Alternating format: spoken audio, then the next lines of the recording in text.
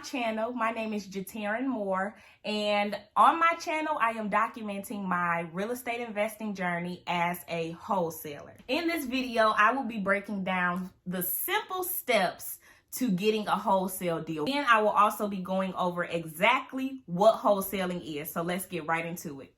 Wholesaling is simply the art of finding deeply discounted properties, entering into a contract with that property owner, and then selling your equitable interest in that property for a higher price to an end buyer. That's what it is. And I had to move my gestures like that so that I could stay focused and that it'll come out clear, and it did. It takes a lot to be a wholesaler. A lot.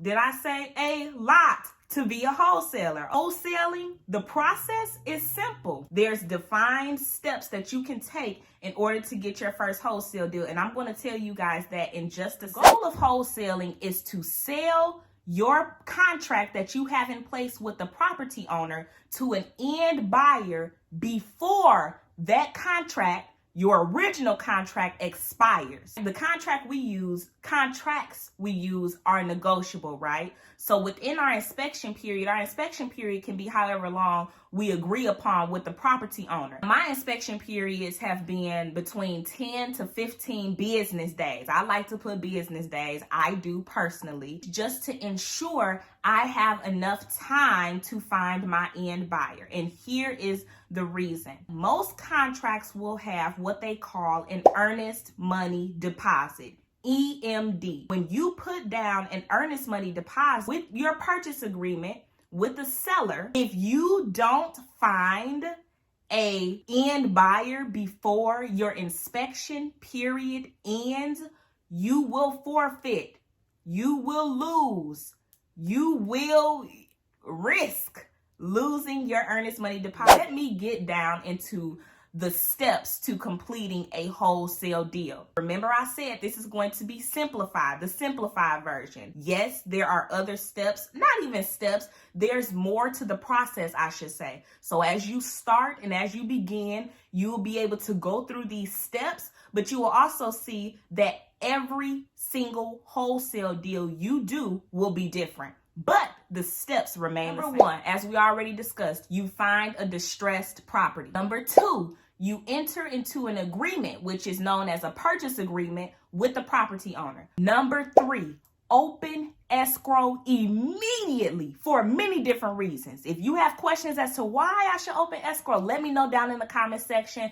and I'll be happy to do another video as to why you should open escrow immediately. Number four, now you have to find a cash buyer. You've opened escrow, you have your purchase agreement with the seller in escrow.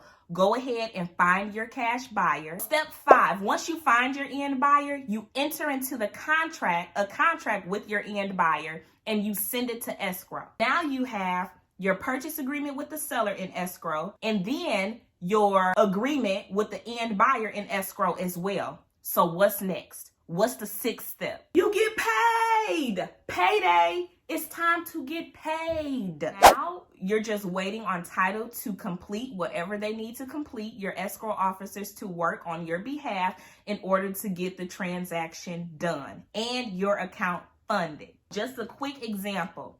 If I have an agreement with the seller at $50,000, now I'm going to assign my equitable interest in the property to an end buyer. And I'm going to put on my end buyer's contract a higher price. Let's just say for this example, it's $60,000. Now I have a contract for $50,000 with the seller, and then my contract with the end buyer is for $60,000.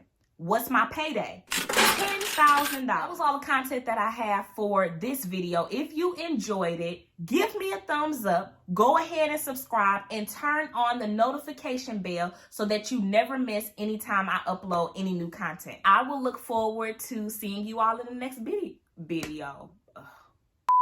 I will look forward to talking to you all in the next video. Bye,